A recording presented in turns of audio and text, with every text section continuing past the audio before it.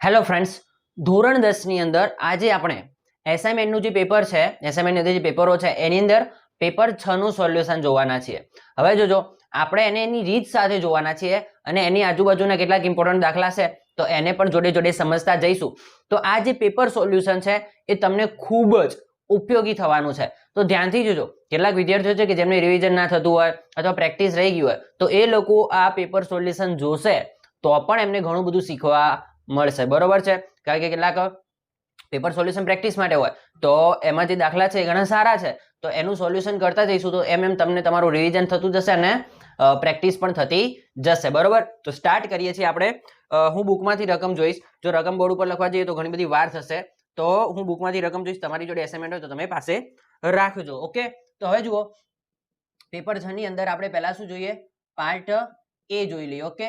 Part એ ની અંદર આપણે પહેલા શું આપેલું છે? આપણને ખરા ખોટા આપેલા છે. તો ખરા ખોટાને સમજીએ. સૌથી પહેલા શું કીધું? 15 અને 19 નો લસા 15 × 19 હોય. જુઓ, 15 અને 19 હવે બંને કેવી છે? પરસ્પર અવિભાજ્ય સંખ્યા છે. બંનેમાં કોઈ અવયવ કોમન હોય નહીં. તો જ્યારે આપણે 15 અને 19 નો લસા લઈએ તો 15 × 15 અને 19 × 19 એટલે અહીંયા કેટલા આવશે? 15 × 19 જ આવશે. તો યસ, કે 15 અને 19 નો લસા એટલે બે અવિભાજ્ય સંખ્યાઓ હોય તો એમનો લસા બંનેનો ગુણાકાર જ એ બે સંખ્યાનો હું એમ કહું કે 3 અને 7 નો લસા કેટલો? તો 3 × 7, 7 × 21, કારણ કે એમાં કોઈ સામાન્ય અવયવ આવતો નથી. તો ક્લિયર થાય કે ના થાય? એ બંનેનો ગુણાકાર જ એમનો લસા હોય. નંબર 2, કે જો કોઈ બહુપદીનો આલેખ x અક્ષને ફક્ત એક જ બિંદુમાં છેદે તો તે બહુપદી દ્વિઘાત બહુપદી ન હોય. કેમ ના હોય? એક હવે x અક્ષને છેદે એનો મતલબ એને કેટલા શૂન્ય મળે? x અક્ષને એક બિંદુમાં છેદે છે તો એને ધારો કે એક શૂન્ય મળે. તો એક શૂન્ય મળે તો શું એને દ્વિઘાત બહુપદી ના કહેવાય? બીજા ચેપ્ટરનો આ પ્રશ્ન તમને આપણે જે પહેલો ઇન્ટ્રોડક્શન વાળો વિડીયો છે એની અંદર સમજાવ્યું કે દ્વિઘાત બહુપદીને વધુમાં વધુ બે શૂન્ય મળે. વધુમાં વધુ બે શૂન્ય મળે એનો મતલબ કે 2 થી ઓછા 1 અથવા તો 0 પણ મળી શકે. શૂન્ય ના પણ મળી શકે. આવો દાખલો સ્ટાન્ડર્ડનું પેપર સોલ્યુશન જોઈશું એની અંદર તમને આવશે. એમાં ડિટેલમાં બી સમજાઈશું કે કેમ આવું બને. તો દ્વિઘાત બહુપદીને કેટલીક વખત શૂન્ય ન પણ મળે. ક્લિયર થાય કે ના થાય? તો એક શૂન્ય મળે તો દ્વિઘાત બહુપદી ન ખોટું છે. ઓકે?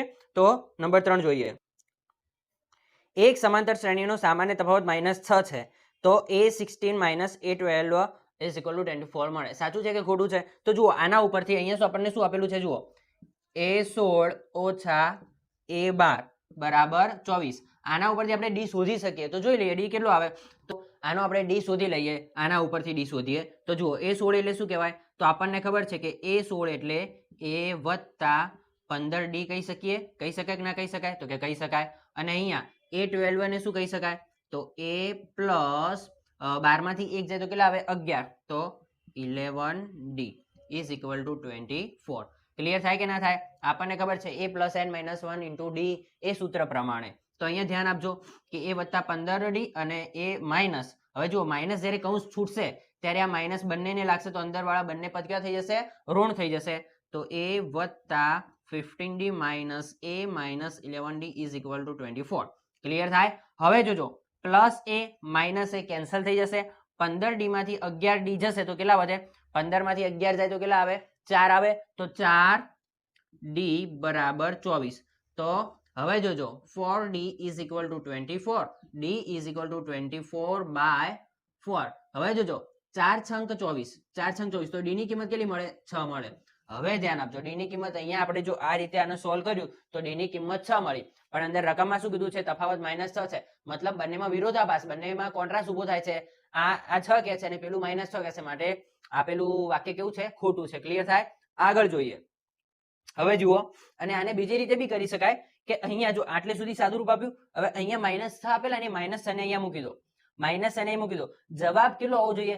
જવાબ અહીંયા આ બાજુ ડાબા બરાબર જવાબ થવું જોઈએ. નહીં થાય. તમે જોજો, અહીંયા -6, ડી ની જગ્યાએ કેટલા મૂકો? -6 મૂકો તો ડાબા બરાબર જવાબ થશે નહીં. તો બી આપણે કહી શકીએ કે -6 કિંમત અહીંયા મેચ થતી નથી. ક્લિયર થાય કે ના થાય? બે રીતે કરી શકાય. આગળ જોઈએ ચોથો દાખલો. sec θ ની મહત્તમ કિંમત 1 છે. એટલે સેકના કોઈ ખૂણાની કિંમત મહત્તમ કિંમત 1 છે. ના, ખોટું છે. કેમ? કારણ કે આપણે જે ત્રિકોણમિતિનો જે કોષ્ટક ભણીએ છીએ એમાં sec 60 ની કિંમત કેટલી છે?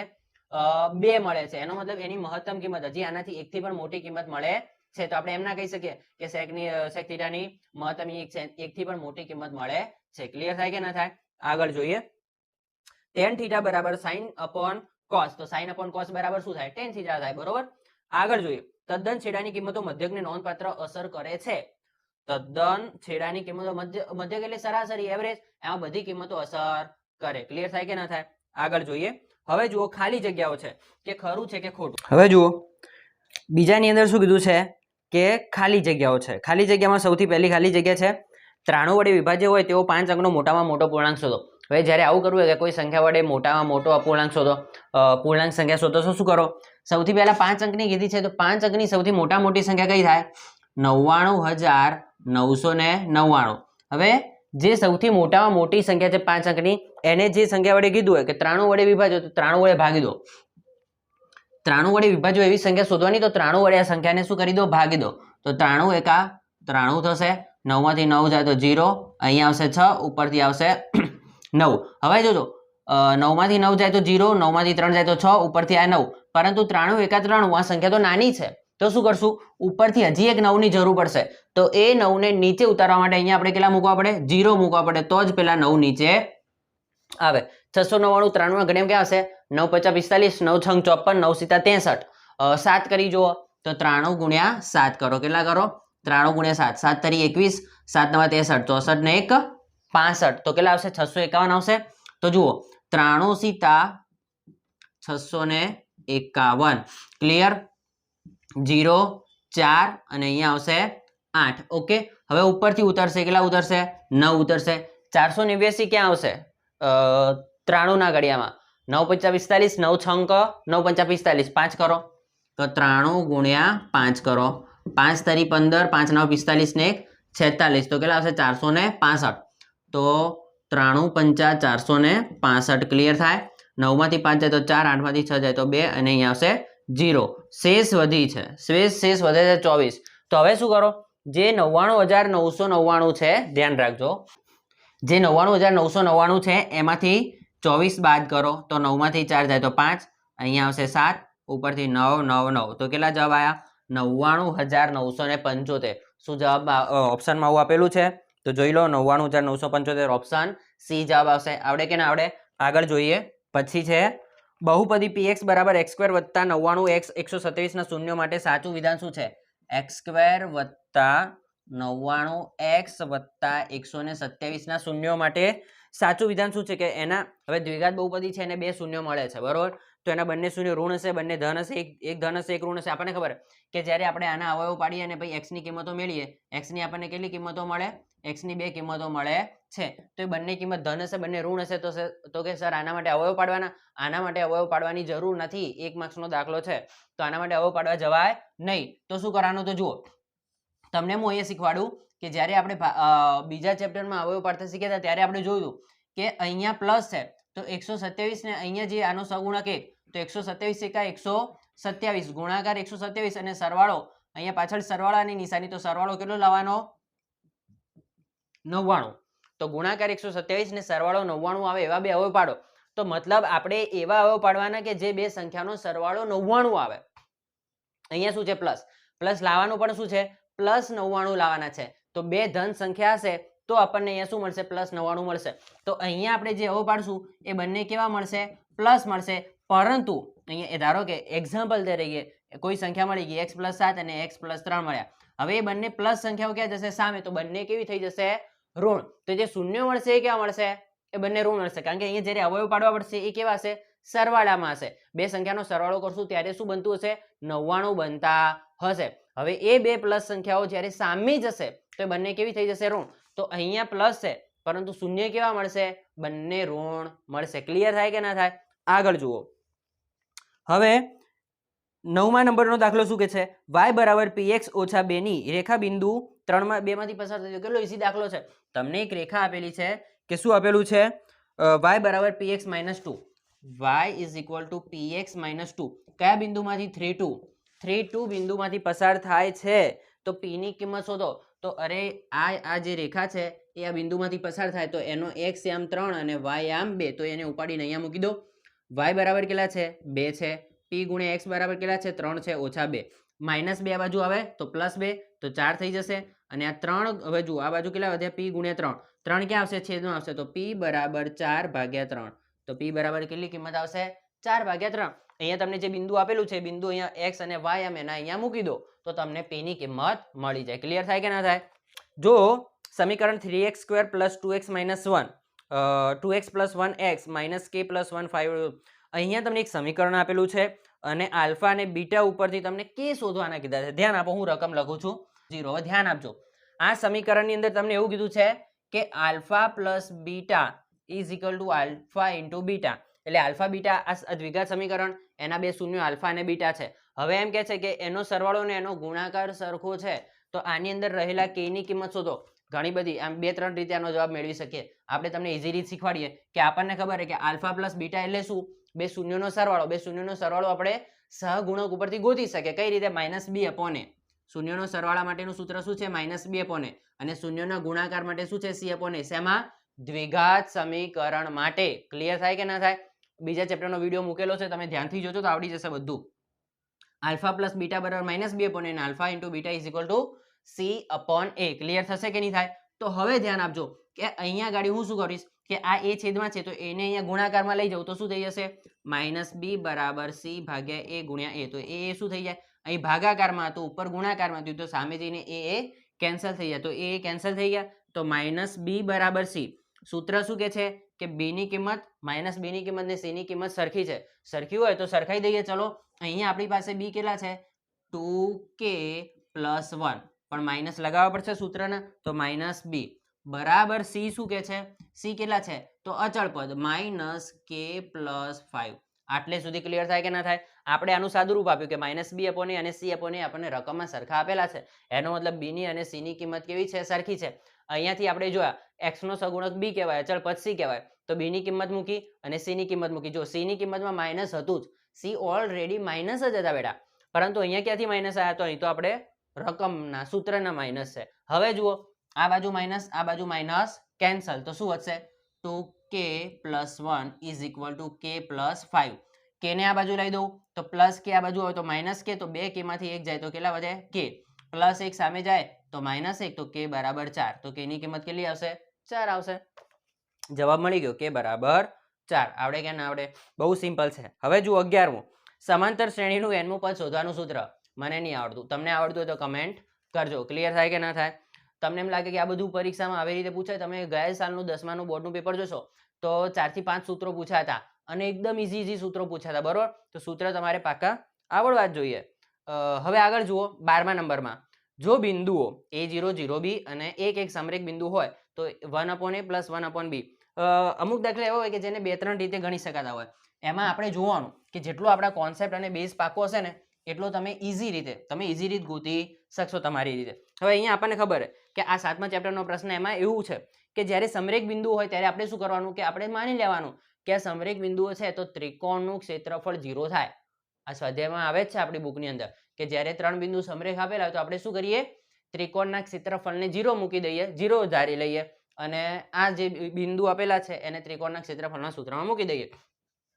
ત્રિકોણના ક્ષેત્રફળનું સૂત્ર શું છે કે 1/2 x1 * y2 - y3 plus x2 * y3 - y1 plus x3 * y312 1 - y2 બરોબર.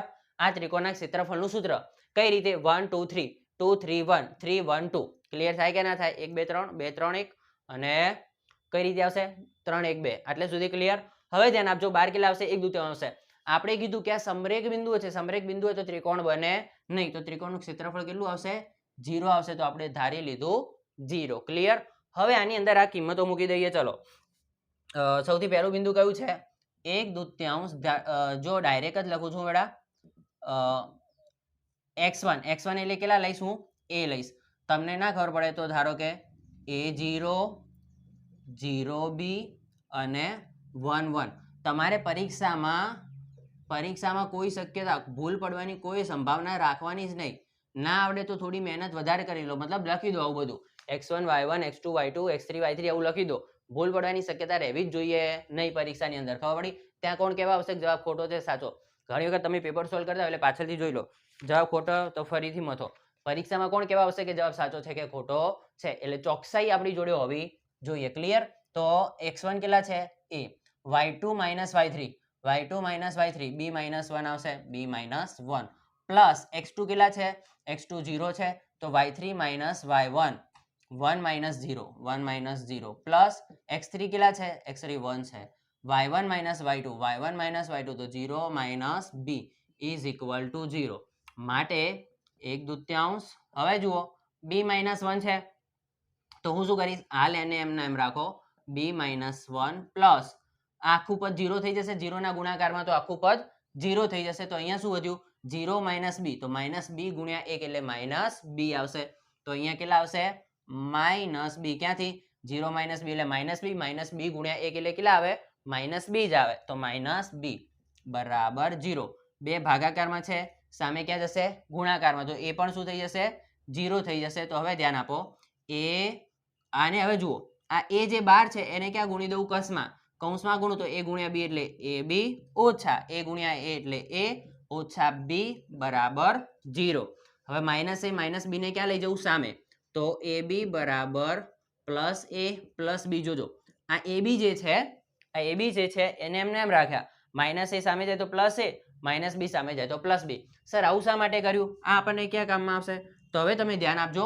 આપણને શોધવાનું શું કીધું છે તમને કીધું છે 1/a પ્લસ 1/b ની કિંમત શોધો 1/a અને 1/b ની કિંમત શોધો હવે તમે એક વસ્તુ કરો આનો લસા ના લઈ શકો b એકા b વત્તા a એકા a નીચે બંનેનો ગુણાકાર આપણે ચોકડી ગુણાકાર કરીએ કે નહીં કરતા લસા લીધો b એકા b એટલે a પ્લસ b ઉપર શું છે a પ્લસ b તમને ખબર પડે એના માટે લખી દે સરવાળામાં આગળ પાછળ લખી શકાય ક્રમના નિયમનું પાલન થાય તો a plus b upon a plus b હવે જુઓ અહીંયા તમને શું કીધું છે a ઇન્ટુ b a અને b નો ગુણાકાર કેટલો છે a પ્લસ b તો અહીંયા આગળ a પ્લસ b મૂકી શકું a પ્લસ b ની b તો છે જ ઉપર પણ અહીંયા નીચે a પ્લસ b ની જગ્યાએ હું a પ્લસ b મૂકી a b જે છે એનો અને b નો જે ગુણાકાર છે એની જગ્યાએ પ્લસ b મૂકી દઉં તો a પ્લસ b કેન્સલ થઈ જાય તો કેટલા આવશે 1 આવશે ક્લિયર થાય કે ના થાય તો આની વેલ્યુ કેટલી આવે 1 આવે આવડી જો એ લોકોનો 64 40 48 x 43 48 43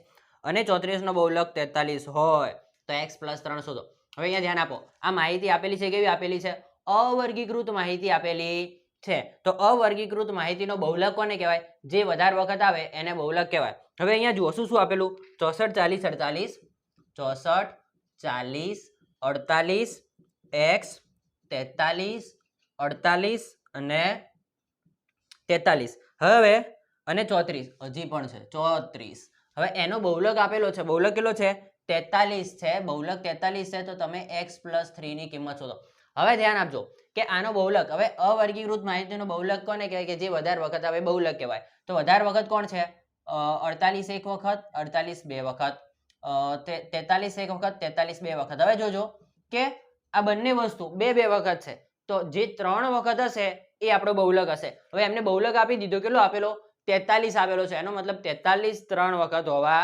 જોઈએ એનો મતલબ x ની જગ્યાએ કોણ હશે 43 હશે કારણ કે જે 3 વખત આવે એ બહુલક હોય તો x ની કિંમત કેટલી હશે 43 હશે તો x ની કિંમત મળી ગઈ તો તમારે અહીંયા શું જોવે 43 + 3 બરાબર 46 તો મળી જાય કે ના મળી જાય x + 3 બહુ સિમ્પલ આગળ જોઈએ જાન્યુઆરી મહિનામાં 5 રવિવાર હોય તેની સંભાવના આ જોજો આ વસ્તુ તમે એકદમ ધ્યાનથી શીખજો પૈસા વસૂલ થઈ જશે તમારા કઈ રીતે કે અહીંયા તમને બધા શીખવાડી દઈએ ધ્યાન આપજો કે 28 દિવસનો મહિનો હોય 29 દિવસનો મહિનો હોય 30 દિવસનો મહિનો હોય કે 31 દિવસનો મહિનો હોય તમને એમ થાય કે આટલા બધા મહિના આવે તો 28 દિવસ ક્યારે હોય જ્યારે લીપ વર્ષનો સામાન્ય વર્ષમાં ફેબ્રુઆરી તેમાં કેટલા દિવસ હોય 28 લીપ વર્ષનો ફેબ્રુઆરી એમાં 29 દિવસ બાકી 30 અને 31 દિવસના મહિના તો હોય જ છે હવે ધ્યાન આપજો કે કોઈ મહિનામાં ધારો કે 28 દિવસ છે કોઈ મહિનામાં 28 દિવસ છે તમને પૂછે કે 5 રવિવાર હવે જુઓ રવિવાર સોમવાર મંગળવાર કોઈ પણ વાર હોય સંભાવના તો એ બધાની સેમ જ મળે એટલે વારને તમારે જોવાની જરૂર નથી બરોબર કયો વાર આપેલો તો હવે તમે સમજો કે રવિવાર 5 વખત આવે તો 28 દિવસમાં રવિવાર કોઈ દિવસ 5 આવે નહીં 0 એની સંભાવના 0 કારણ કે બધા વાર કેટલી વખત આવે પરફેક્ટ 4 વખત જ આવે 7 ચોક 28 4 અઠવાડિયા પૂરા થઈ જાય તો આમાં બધા વાર કેટલી વખત આવે 4 વખત જ આવે ક્લિયર થાય કે ના થાય એટલે 5 વખતની સંભાવના આમાં આવશે નહીં હવે 29 દિવસનો મહિનો હોય ને તમને પૂછે કે 5 વખત રવિવાર આવે એની સંભાવના અહીંયા પૂછે 30 દિવસ વાળા આ ત્રણેયમાં. તો હવે ધ્યાન આપજો કે આ ત્રણેયને શું કરતો તમે, આ ત્રણેયને શું કરતો 7 વડે ભાગી દો. 7 ચોક 28, 7 ચોક 28 અને 7 ચોક 28. તો જુઓ અહીંયા શેષ 1 વધશે, અહીંયા શેષ 2 વધશે અને અહીંયા શેષ વધશે 3. આ જવાબ કઈ રીતે આવશે? શેષ ઉપરથી આવશે કે કુલ દિવસ કેટલા 7, એમાંથી રવિવારને આવવા માટેની સંભાવના કેટલી 1. કુલ દિવસ 7, રવિવારને આવવા માટેની જગ્યા કેટલી 2, 7 અને 3. તો હવે આ તમારો જવાબ. બરોબર, ક્લિયર થાય કે ના થાય? અહીંયા ક્યારે પૂછ્યું છે? જાન્યુઆરી મહિના. જાન્યુઆરી મહિનામાં કેટલા દિવસ હોય? 31 દિવસ હોય. તો 31 દિવસમાં રવિવાર 5 વખત આવે એની સંભાવના તો 3/7. કદાચ તમને કોઈ 30 મહિના વાળો દિવસ પૂછ્યો તો 2/7 અને 29 દિવસ વાળું પૂછ્યો તો 1/7. અહીંયા પૂછ્યું હોય 7 ચોક 28, 7 ચોક 28 તો 0. આની સંભાવના કેટલી? 5 વખત રવિવાર આવે એની સંભાવના 0. ક્લિયર થાય કે ના થાય? તો આ તમારો સંભાવના માટે તમારે શેના ઉપર ચાલવાનું? શેષ ઉપર ચાલવાનું. જેટલી શેષ મળે એને અંશમાં લખી દેવાની અને નીચે કુલ અઠવાડિયાના 7 દિવસ. આવી રીતે જે મહિનાવાળા છે એ બધા દાખલા બી એક નેક્સ્ટ વિડીયોમાં આપણે જોઈ લઈશું. ઓકે, ક્લિયર થશે? આગળ જઈએ. 15મા દાખલામાં શું કીધું છે? PA જેમ PA બાર, PA જેમ PA બાર બરાબર કેટલા આપેલા છે આપણને? 3/2 આપેલા છે. 3/2 હોય તો PA ની કિંમત શોધો. Probability of A is equal to, હવે શું આવશે એ જોજો, એ ગોતવાનું છે આપણે. તો બંનેનો ગુણોત્તર આપણને 3/2 આપેલો છે. તો 8મા ધોરણથી જ આપણે શીખતા આવ્યા છીએ કે મેં કીધું હતું કે જ્યાં ગુણોત્તર હોય ત્યાં તમારે x લગાવી દેવાના. જ્યાં પણ તમને ગુણોત્તર દેખાય તો મૂળ સંખ્યા ગોતવા માટે તમારે x ચોટાડી દેવાના. તો એનો મતલબ કે PA ની કિંમત કેટલી હશે? PA ની કિંમત હશે, અહીંયા બંને જગ્યાએ x લગાવી દો તો 3x. અને PA બારની કિંમત કેટલી હશે? PA બારની કિંમત હશે 2x. આ વાસ્તવિક કિંમત નથી. 3/2 તો આપણને શું આપેલો છે? ગુણોત્તર. એની અસલી કિંમત આપણે શોધવાની. તો PA ની અસલી કિંમત હશે 3x અને PA બારની અસલી કિંમત હશે 2x. હવે શું કરીશું? તો આપણને ખબર છે કે કોઈ ઘટના બને અને ઘટનાની વિરુદ્ધ ઘટના PA plus PA bar is equal to 1. આ સૂત્ર તમને ખ્યાલ હશે. PA plus PA bar is equal to 1. આ સૂત્ર આપણે સંભાવના આવે છે. ક્લિયર થાય કે ના થાય? તો હવે જો કુલ સંભાવનાનો સરવાળો 1 થતો હતો તો અહીંયા આગળ PA plus PA bar is equal to 1. તો એની અંદર જુઓ કે તમારી જોડે બંને કિંમતો છે. PA ની કિંમત કેટલી છે? PA ની કિંમત કેટલી છે? 3x. તો લખી દો 3x વત્તા PA બારની કિંમત કેટલી છે તમારી પાસે? 2x બરાબર 1. તો આ સૂત્રની અંદર આપણે જે કિંમતો ગોતી હતી એ મૂકી દીધી. 3 ને 2 5 તો 5x બરાબર 1. તો x બરાબર 1/5. તો 5 છેદમાં જતા રહેશે ગુણાકારમાંથી ભાગાકારમાં. તો x ની કિંમત કેટલી મળે? 1/4. જવાબ આવી ગયો? ના, જવાબ મળ્યો નથી. આપણને શું શોધવાનું કીધું છે? PA ની કિંમત શોધવાની છે કીધી છે. તો આ 3x ની કિંમત ગોતવાની છે. તો x ની જગ્યાએ કેટલા છે? 1/5. તો 1/5. 3 એકા 3 તો કેટલા હશે? 3/5. તો PA ની કિંમત કેટલી આવશે? 3/5. એવી રીતે આની શું આવશે? 2/5. 2 એકા 2 2/5. ક્લિયર થાય કે ના થાય? આગળ જોઈએ. પાસાને એકવાર ઉછાળતા તેની ઉપરની સપાટી ઉપર 6 આવે તેની સંભાવના. કેટલો સરળ પ્રશ્ન કે સમતોલ પાસો ઉછાળો તો એની ઉપર 1 2 3 4 5 6 કંઈ પણ આવી શકે છે. તો આમાં કુલ સંભાવના કેટલી? તો કુલ સંભાવના 6, કારણ કે 6 માંથી કોઈ પણ અંક આવી શકે. એમાંથી પર્ટિક્યુલર કીધું છે આપણને. પર્ટિક્યુલર જુઓ, પર્ટિક્યુલર 6 આવે એની સંભાવના. તો 6 એક જ વખત આવી શકે તો 1/6. શું આવશે એની સંભાવના? 1/. આવી રીતે કોઈ પણ અંકની પૂછે 5 ની 4 ની 1 ની 2 ની તો શું આવશે? 1/6. ક્લિયર થાય? આગળ જોઈએ. ઘણા લોકોને કદાચ સિક્કામાં કે કોઈ દાખલામાં પ્રોબ્લેમ હશે તો આનું આપણે ક્વિક રિવિઝન, આખા ચેપ્ટરનું રિવિઝન પણ જોવાના છીએ. એ રિવિઝનની અંદર આપણે બધી બાબતો કવર કરી લઈશું. ઓકે, હવે જુઓ સમાંતર શ્રેણી 5 12 19 નું ખાલી જગ્યામાં પદ 110 હોય. હવે ધ્યાન આપજો, આ દાખલો બહુ ખાસ કામનો છે. આ ચેપ્ટર ઈઝી છે પરંતુ શું વસ્તુ ધારવી એ જગ્યાએ ઘણા બધાને પ્રોબ્લેમ થતી હોય. તો અહીંયા શું કીધું? 5 12 19 વાળી શ્રેણીમાં કયું પદ? હવે ધ્યાન આપજો. આપણે પાસે ધારો કે હું પહેલા સૂત્ર લખી દઉં. an બરાબર a plus n minus 1 into d. હવે આમાં કઈ કઈ વસ્તુ આપેલી છે એ તમે જુઓ. તમને શું આપેલું? એ તો આપેલા છે કારણ કે શ્રેણી આપેલી છે. તો a બરાબર પ્રથમ પદ કેટલું છે? પ્રથમ પદ 5 છે. d બરાબર તફાવત d કેટલો છે? 12 માંથી 5 જશે તો કેટલા આવશે? 7 આવશે. તો d બરાબર કેટલા આવશે? 7 આવશે. હવે શું શોધવાનું રહ્યું? તો જુઓ an અને n તો an ને n માંથી આપણને શું આપેલું છે કે ખાલી જગ્યામાં પદ 110 હોય. હવે ધ્યાન આપજો, આ શું છે an શું છે n માં નંબરનું પદ, તેનો મતલબ n શું છે પદ ક્રમાંક, કયા નંબરનું પદ. તો અહીંયા તમને એ જ કીધું છે કે ખાલી જગ્યામાં પદ એટલે કયા નંબરનું પદ 110 હશે, એનો મતલબ તમને અહીંયા શું આપેલા છે an આપેલા છે, કેટલા આપેલા છે 100, કેટલા આપેલા છે an બરાબર 110 આપેલા છે, કેટલા આપેલા છે 110. ધ્યાન આપજો, આ શું છે n માં નંબરનું પદ, એટલે કોઈ n માં નંબરનું પદ 110 છે, પણ એ n કેટલો છે એ જે સીટ ઉપર 110 એ જે સીટ ઉપર બેઠું છે એ સીટનો નંબર કયો છે, આપણને એ તો ખબર પડી ગઈ કે n નંબરની સીટ ઉપર 110 બેઠા છે, તો એ an તો આપણને ખબર પડી ગયા, પણ એ n એનો સીટ નંબર કયો છે એ આપણે જોવાનો છે. ક્લિયર થાય? તો n શોધવાના છે આમાં. તો an ની કિંમત 110 વત્તા a બરાબર 5 વત્તા n માઇનસ 1 અને d ની કિંમત કેટલી છે 7. હવે ધ્યાન આપજો, 110 બરાબર આવશે પ્લસ 5 છે, આ બાજુ આવે તો કેટલા થઈ જશે 105, n માઇનસ 1 ઇન્ટુ 7, 7 ક્યાં આવશે છેદમાં 705 ભાગ્યા 7 બરાબર n માઇનસ 1, 7 એકા 7, 7 પંચા 35, 15 સીધા 105, 15 બરાબર n માઇનસ 1, માઇનસ 1 આ બાજુ આવે તો પ્લસ 1, તો 15 ને 1 16, તો n બરાબર n ની કિંમત કેટલી આવશે 16. આ જે 110 છે એ આ શ્રેણીનું કયા નંબરનું પદ છે 16મા નંબરનું પદ છે. ક્લિયર? 16મા નંબરનું પદ છે. નીચેના પ્રશ્નોના જવાબ એક વાક્યમાં કે એક આંકડામાં આપો. હવે જુઓ, બે સમકેન્દ્રીય વર્તુળોની ત્રિજ્યા 40-41 સેમી છે, તો મોટા વર્તુળની જીવા નાના વર્તુળને સ્પર્શતી હોય તો લંબાઈ કેટલી થાય? જીવાની લંબાઈ. બે સમકેન્દ્રી વર્તુળો છે, હવે બે સમકેન્દ્રી વર્તુળની અંદર એક વર્તુળ છે, તો જે મોટા વર્તુળની જીવા જે છે એ આ નાના વર્તુળને સ્પર્શે છે, એક જ બિંદુમાં સ્પર્શે છે. તો હવે એ જીવાની લંબાઈ શોધો. તો હું શું કરીશ, અહીંયા જે મોટા વર્તુળની જે ત્રિજ્યા છે એને આ રીતે દોરી દઈશ અને નાના વર્તુળની ત્રિજ્યાને એ બંને લંબ જ હોય, સ્પર્શક અને ત્રિજ્યા કમ્પ્લીટ. તો આ રીતેની આપણી આકૃતિ બનશે. તો તમે વિચારો કે આ કયો ખૂણો બને છે કાટખૂણો, તો આ શું હશે કર્ણ હશે કે નહીં હોય. હવે તમને ખબર છે કે નાના વર્તુળની ત્રિજ્યા તમને આપી 40 અને આ માપ આપ્યું છે તમને 41. જીવાની લંબાઈ શોધવાની કીધી, તો જીવા જે બિંદુએ સ્પર્શે છે એ બિંદુ એના બે ભાગ થાય. અહીંથી ધારો કે a b અને આ છે o, તો OA અને OB કેવા હશે સરખા હશે. તો અહીંયા કયો ત્રિકોણ, ધારો કે અહીંયા ધારી લઉં M, તો AMO, તો આ કયો ત્રિકોણ બન્યો કાટકોણ ત્રિકોણ બન્યો. આ કર્ણ છે, તો શું આની કિંમત ના શોધી શકું? પાયથાગોરસના પ્રમેય મુજબ હું એની કિંમત શોધી શકું. તો આ કર્ણ છે, તો AM નો વર્ગ બરાબર આ કેટલા છે OM નો વર્ગ વત્તા OA નો વર્ગ. OA ની કિંમત આપેલી નથી, OA ની કિંમત આપેલી નથી.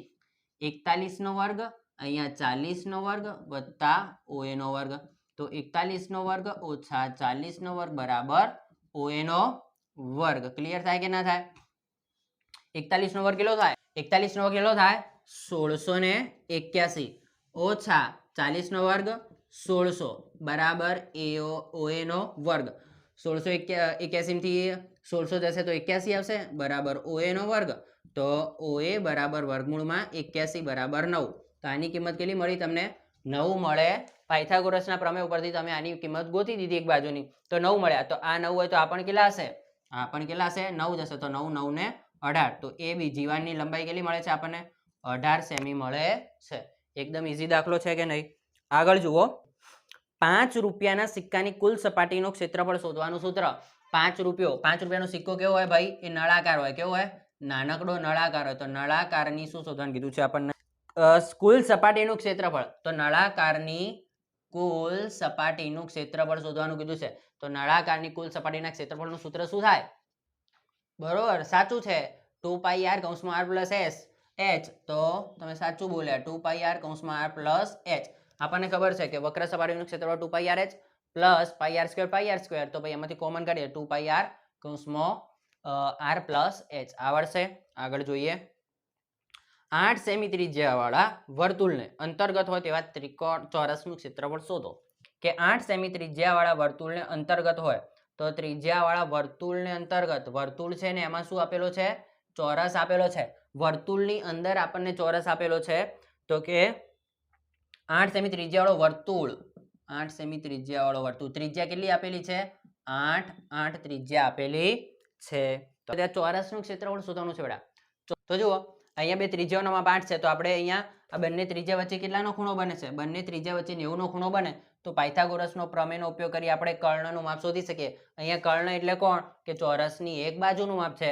તો કર્ણને કરતા બનાવો. કર્ણનો વર્ગ બરાબર 8 નો વર્ગ વત્તા 8 નો વર્ગ 88 64 વત્તા 64 4 ને 4 8 અને 6 ને 6 12. તો કર્ણનો વર્ગ બરાબર 128. વર્ગ સામે જતો રહે તો વર્ગમૂળમાં 128. તો બાજુનું માપ કેટલું મળી જાય છે આપણે? વર્ગમૂળમાં 128. હવે શું શોધવાનું કીધું છે? ચોરસનું ક્ષેત્રફળ શોધો. ક્ષેત્રફળનું સૂત્ર શું થાય? લંબાઈ ગુણ્યા લંબાઈ. તો લંબાઈનો વર્ગ. લંબાઈ આપણી પાસે કેટલી છે? વર્ગમૂળમાં 128 નો વર્ગ. વર્ગ વર્ગમૂળ કેન્સલ થઈ જાય તો 128 મીટર સ્ક્વેર. આવડશે કે નહીં આવડે? બહુ સિમ્પલ છે. વર્તુળમાં પરસ્પર લંબ ત્રિજ્યાઓ દ્વારા બનતું પરસ્પર લંબ ત્રિજ્યાઓ દ્વારા બનતું વૃતાંશનું ક્ષેત્રફળ શોધો. હવે જુઓ બંનેની ત્રિજ્યા આપેલી છે 14 ત્રિજ્યા તો સરખી જ હોય. 14 સેમી ત્રિજ્યા આપેલી છે. હવે શું કીધું છે? આ વૃતાંશનું ક્ષેત્રફળ શોધો. વૃતાંશનું ક્ષેત્રફળ શોધવા માટે પાઈ આર સ્ક્વેર થીટા ભાગ્યા 360 નું સૂત્ર આવે. પાઈ આર સ્ક્વેર થીટા ભાગ્યા 360 સૂત્ર આવે કે ના આવે? હવે જુઓ કે ભાઈ પાઈની કિંમત 22 સપ્તમાંશ ગુણ્યા આર સ્ક્વેર. આર એટલે 14 ગુણ્યા 14 આર સ્ક્વેર એટલે થીટા કેટલો છે? થીટા એટલે ખૂણો. પણ આપણને કીધું છે બંને કેવી છે? આ જે વૃતાંશ બને છે એમાં બંને ત્રિજ્યાઓ લંબ છે. મતલબ બંને વચ્ચેનો ખૂણો કેટલો આવશે? 90 આવશે. તો થીટા આવશે 90 ભાગ્યા 360. જુઓ પાઈની કિંમત 22 સપ્તમાંશ તો 22 ઉપર આવશે, 7 નીચે આવશે, 7 દુ 14 આવશે. ઓકે, પછી જુઓ 360 ના અડધા 180, 9 દુ 18 તો 9 એકા 9 9 દુ 90 દુ 180 અને 11 દુ 22 તો કેટલા આવશે? 11 ગુણ્યા 14. 14 દાન 140, 14 એકા 14 તો 4 5 ને 1 કેટલા આવશે? 154. સેમીમાં ત્રિજ્યા આપેલી છે તો કે હા. તો શું આવશે? એકમ શું આવશે? સેમીનો વર્ગ. કારણ કે ક્ષેત્રફળ છે બેટા તો 154 સેમીનો વર્ગ આપણી શું કહેવાય? જવાબ આવશે. આવડે કે ના આવડે? પાઈ આર સ્ક્વેર થીટા ભાગ્યા 360. થીટા બરાબર 90 લેવાના, એ ધ્યાન રાખવાનું. ઓકે, આ આપણો જવાબ. હવે આપણે એના પછી પાર્ટ બી જોઈશું, એ બીજા વિડીયોમાં જોઈશું. ઓકે.